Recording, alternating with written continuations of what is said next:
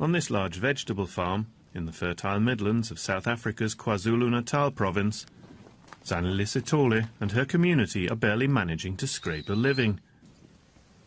Production has decreased dramatically since the 237 hectares were transferred to their ownership under the land reform programme 11 years ago. Now less than 10 hectares are under production. This farm, long time ago, should be a big farm to plant, but now have got nothing in the land. It can't plant anything because have got no equipment to use this farm.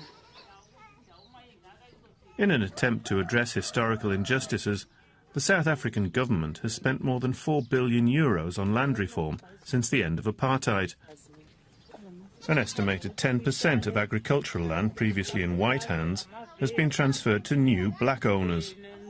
A total of 30% is earmarked for redistribution.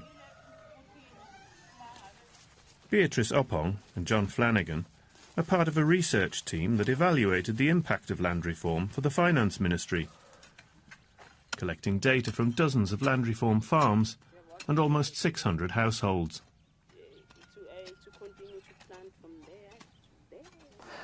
This farm is a very typical example of what we find in land reform farms across our sample. The production has decreased drastically from commercial agriculture to subsistence agriculture, plummeting by 79%. The employment likewise has also plummeted. It's gone down by 84% on average, and in this province as high as 94% drop.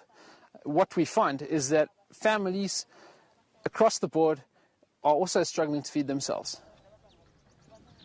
In the same valley as Sithole's land lies Manana Farms, a large peach and vegetable farm that was transferred to the local community 8 years ago.